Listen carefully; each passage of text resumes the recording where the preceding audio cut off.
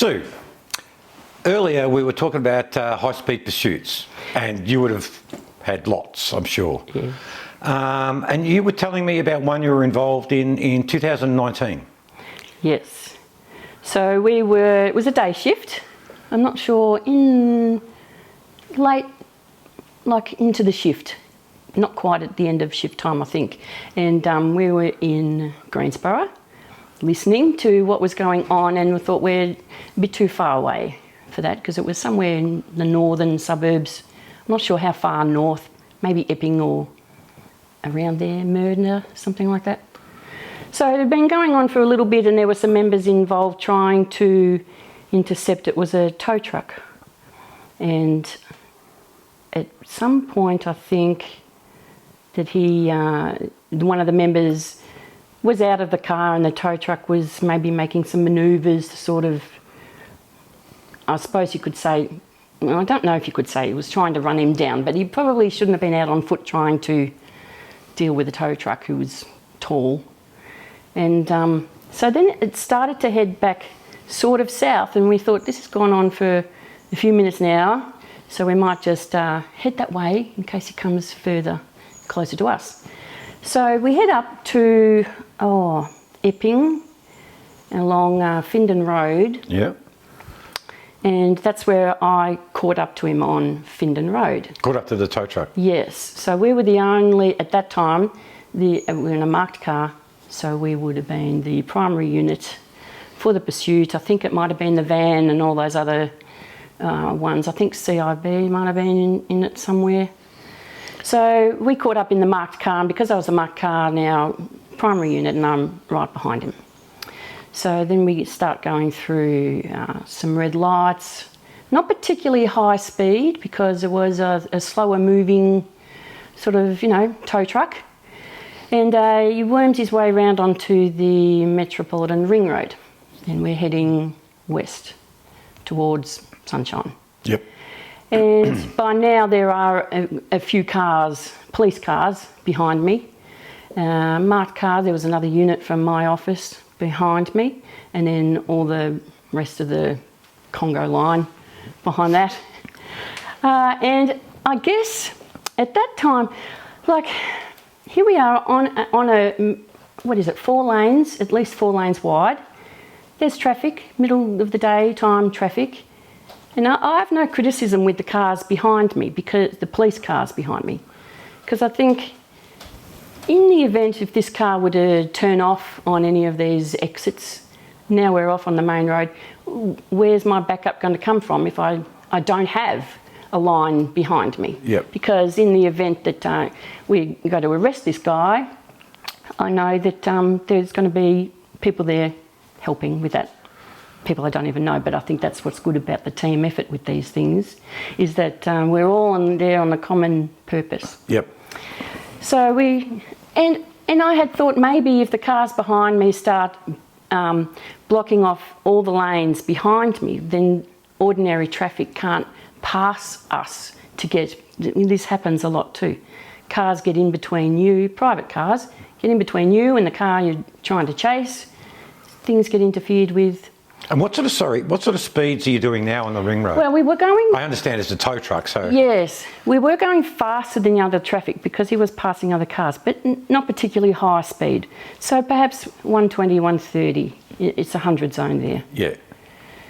But then, as we were passing all the on-ramps, then there were other cars coming into the mix. It was starting to get a little bit complicated but we had no problem keeping up with him, and a bit of a hang-back distance for us, so I wasn't right up his backside, so a little bit of space. And he took an exit. Now I couldn't even tell you where it was. No, actually I don't remember. So it might have been out of my patch from there, because our patch finished around Hume Freeway. So he turns off, and it must have been at a red light, and cars in front were stopped, so he had to mount the grass verge to turn left. And I thought, well, if he can do that, I can do that too. So I drove off just around that grass bit. And then he started to go into an area that I don't know, I'm not familiar with. This is Sunshine, as it turns out? Well, it finished in Sunshine, but Oh. I don't actually know where, I don't remember where all this took place. Oh, before at one point, my partner got out with the stop sticks too, because we were quite close, and I thought maybe we could get them somehow. I think he might have had to stop at a red light. We were trying to, but it was a bit too scary, a bit too dangerous to put those on. Plus, with the big wheels of a tow truck, I didn't know if they would be effective in that. Yeah, I've thought the same. Yeah. So we go through a few streets, and I've had to change. At a couple of points, he stopped, and started to reverse. So I had to reverse, and in the police car, when you've got your blue lights on the top, the reverse lights on the police car alternate.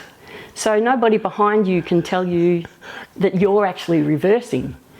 So I remember the unit from our other unit from the office, he actually spoke on the radio and said, could those cars that were behind me, and particularly detectives in their unmarked car, could they just back off a lot more than what they were instead of being right up me? So he was manoeuvring, doing some three-point turns, reversing on me. I had to completely stay on the ball. And at some point over the air came, the SOG were en route, and I didn't know why. I think there was information that they either knew and hadn't passed on to us, or maybe it had come over the air and I hadn't heard it. I'm not sure, because there was allegedly a firearm involved, but I don't know when I became aware that there was a firearm involved in the thieving of the car. The truck. Yes. So at some point, I remember over the air, the SOG boss said that lethal force was to be authorised. Oh my God. Go on. Right. I don't know about that, but we'll keep going. I think they might have thought that at that time we had the what was the hostile vehicle? The hostile vehicle. Somehow, if this truck was to head into the city, then it might be a completely different disaster plan for what was going on in there. I don't know why. Running over people, this sort of thing. Yeah, Terrorist. yes, all the dramas that had happened in the city before with cars being pursued up footpaths and things. So I don't know why they thought that this was heading into the city, perhaps because it was the ring road that was going to come in to the city at some point. So they were being deployed from their office. And I remember coming around a corner in some residential part of Sunshine, and as we were turning left, the CERT or somebody was on the side there, and I can only describe what looked like a bazooka to me. Some sort of shoulder-held rocket is what it looked like to me as I'm, flying past it with no knowledge of what their equipment is. And then he turned into another side street, and I realised as soon as that I went in there that I was too close, and he stopped, so I stopped. And I was not very many metres behind him, but the Congo line behind me had pulled up behind me. So he's reversed into us, and the bonnet flew up and the front crashed in, and then I couldn't make good an escape anywhere. There was nowhere for me to go. And I remember when the CI went past me, they're like, I think they were abusing me for being in the way. I'm not sure. Either like, why aren't you going after him? And I had in my mind, when we're involved in a collision as a police car, you immediately must stop. I think I had that in my head. I've been involved in the collision. I have to stop. I can't keep pursuing him down the road. Plus, I didn't know how much damage was to the front, so I didn't know if I'd be able to. I didn't even actually try to see if I could move the car forward, so I just stopped where I was and they all went around me. And then down he goes, down the end of that street, and then we're listening, and a few minutes later, I don't know when it became aware actually that the SOG had become involved, and I'm not sure if we were told to cancel altogether. Other units took over from me, so I don't know where it went from there. But the SOG or the CERT or somebody ended up shooting this guy, the driver. And then because I think he'd done something to them with this particular threat of some sort, and I'm not sure, I don't think there were any marked police cars involved at that time. So they actually ended up shooting him, and he was quite severely injured. And then I do believe that he died later on in hospital, quite a bit later on. And I never heard of a result, really. I don't think. I was never called to a coronial inquiry or anything like that. The only thing that we had at the end was a debriefing. Not even sure how much longer after that was. And we were all sitting around, and they brought up the vision from the air wing, and they criticised the Congo line behind me on the ring road. And I did say, look, I don't understand what you want me to do if there's no backup behind me, because if he does stop and you've told all the other units to go, where are they going, for starters? They can't pick a side street because it's a lower speed limit than the ring road where we're doing more than 100 on. I don't understand how we're supposed to effect this arrest if I've got no backup. So they're a little bit critical of that, and I was disappointed in that. We did get to see the air wing footage. But I remember actually after the immediate event, we were all drove to Sunshine for a hot debrief. Yep. And we were all there doing our statements and so forth. And I considered, my partner and I, we were victims, really, at that time. We've been rammed. Yeah. So we were one of the last ones to give we had to do our own statements, but the last ones, we had to undergo breath testing, drug testing, that sort of thing. So everybody else that had been there before us somehow got in front of us for that queue, and we were right at the end after many hours. We were into about 6 hours overtime, I think, by now. And I was critical of that in the debrief too, because that's right, we were on a 10 till 6 shift. So most of the people that were involved in this were the 3 o'clock start. So maybe they assumed we were only on till 11 or...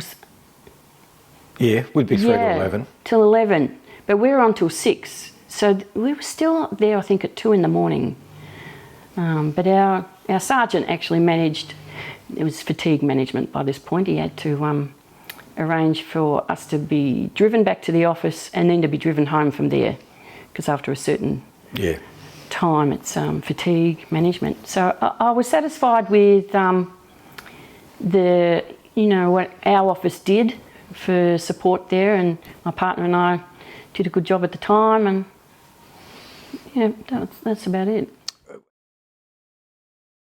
What ran through your mind when he reversed back and rammed you? Oh, well, I was actually even myself impressed with my own driving. I'm hypervigilant in those situations, and I very aware of I reacted very quickly.